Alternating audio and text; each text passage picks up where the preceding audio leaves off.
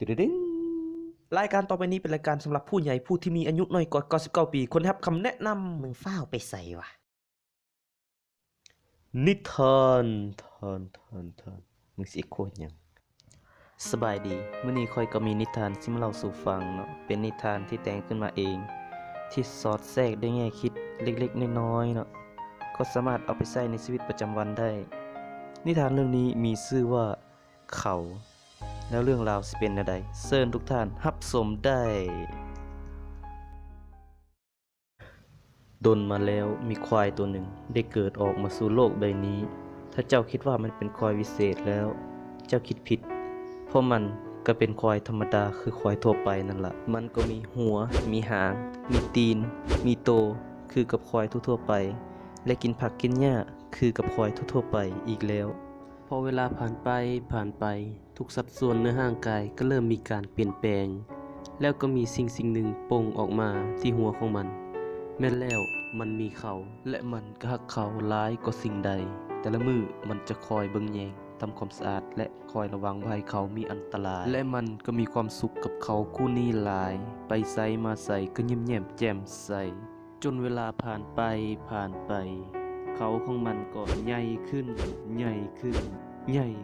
จากมือเป็นเดือน จากเดือนเป็นปี เขาของมันก็ยาวขึ้น ยาวจน อ้ายเขาของมันทั้งใหญ่ทั้งยาวทั้งขาวและก็ทั้งเท่คนละเรื่องเขามันก็ยาวจนไปเสียบตัวของมันเองควายก็ทนอยู่ในนั้นจนชาวนาย่างผ่านมาได้ยินเสียงมันร้องพอดีโอ้ยซอยแน่เสียงคือคนถึกแทงข้างหน้าฮึนอนี่ควายตัวนั้นมันเป็นอีหยังของมันวะคือมาร้องอดโอยเอาแท้เอาว่าเกิดลูกบ่หั่นน่ะโอ้บักควายเขาของตัวยาวแล้วเด้หั่นน่ะมันเสียบเอาโตแล้วเด้เฮาว่าตัดมันสิดีกว่าบ่ บอกก็มาตัดมันดอกคอยฮักมันหลายถ้าตัดมันไปก็สิดูยังจังใดคอยฮักเขาเท่ากับชีวิตเลยถ้าตัดมันไปคอยอยู่มันบ่ได้ดอกคอยขาดเขาบ่ได้แท้ๆล่ะ เว้ยตัดสนะเบิ่งดูมันปักเจ้าเฮ็ดให้เจ้าทรมานนะมีเขาเจ้าก็เจ็บนะขาดเข้าไปเจ้าบ่ตายดอกแต่ถ้าโจงนี่แหละเจ้าสิตายนะ บอกคอยมาตัดเด็ดขาดคอยขาดเขาบ่ได้เด้คอยฮักเขาหลายอีหลีเด้นี่ มันคือสิทุกข์หลายเนาะคันสันค่อยกลับกันเด้อถึงชาวนาสิเว้าสิกลมแนวใดควายก็บ่ยอมตัดเขาเด็ดขาดชาวนาก็เลยย่างมือเหือนไป พอปะไว้จังซั่นเขาก็ใหญ่ขึ้น ความเจ็บปวดก็เพิ่มขึ้นอีก แต่ความอดทนของควายก็เริ่มน้อยลงเข้าไปทุก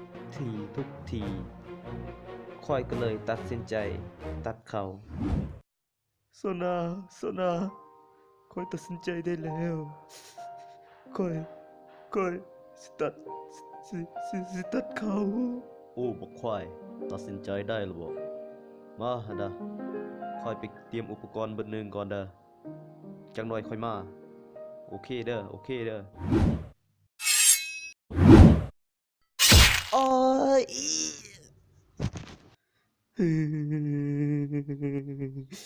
บักควายเอ้ยบ่ต้องเสียใจอะไรดอกจากหน้อยมันก็ดีขึ้นเองเฮ้ยคอยฮักมันหลายอะ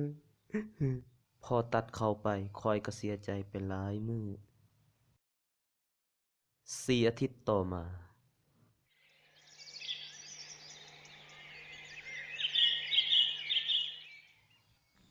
เฮ้ย เฮ้ยโอ้บักควายเป็นจังไดอารมณ์ดีขึ้นแล้วซั่นบ่ดีขึ้นแล้วแถมยังดีกว่าตอนที่มีเขาอีก ตอนมีเขาเฮ็ดให้ข้อยเจ็บปวดหลายพอตอนนี้ตัดเขาไปข้อยก็ยังอยู่ได้สบายคือเก่าแถมยังสบายกว่าเก่าอีกไปไสมาไสก็บ่ต้องแบกเขาไปนำตอนนี้ข้อยก็ฮู้แล้วว่าบ่มีเขาเฮาก็อยู่ได้ นิทานเรื่องนี้ได้สอนให้รู้ว่าเฮาบ่ควรรักเขาอยู่ฝ่ายเดียวหลายเกินไปเพราะว่ามันจะเฮ็ดให้ตัวเฮาเองที่ต้องเจ็บ การที่รักเขาหลายจนหน้ามืดตามัวจนบ่สนบ่ฟังคำเตือนจากคนอ้อมข้าง เมื่อเขาจากไป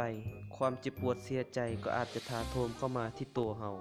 ดังกับควายในเรื่องแทกเขาร้ายจนยอมทนกับความเจ็บปวดทรมานที่เขามอบให้จนตัวเองเกือบตายเฮาเป็นคนแท้ๆบ่ต้องเฮ็ดคือกับควายไปไสมาไสบ่ต้องแบกเขาไปในเมื่อความสุขของเฮาบ่ได้อยู่ที่เขาชีวิตของเฮาก็บ่ได้ขึ้นกับเขาฉะนั้นชีวิตเฮาต้องใช้เองให้มีความสุขขาดเขาไปเฮาก็บ่ตายและสุดท้ายท้ายสุดที่อยากสิเว้านี่ก็คือบ่มีเขาเฮาก็อยู่ได้ เอาละท้ายนี้ก็ขอขอบอกขอบใจเนาะที่อุตส่าห์กดเข้ามาเบิ่งคลิปนี้จนจบเนาะถ้าได้ความรู้หรือได้สาระอีหยังก็ช่วยคอมเมนต์ที่ด้านล่างที่ทางตื้อเฮอเนเดอร์และอย่าลืมกดไลค์กด Subscribe คอมเมนต์นำเพื่อเป็นกำลังใจให้คลิปใหม่ขอบใจเจ้า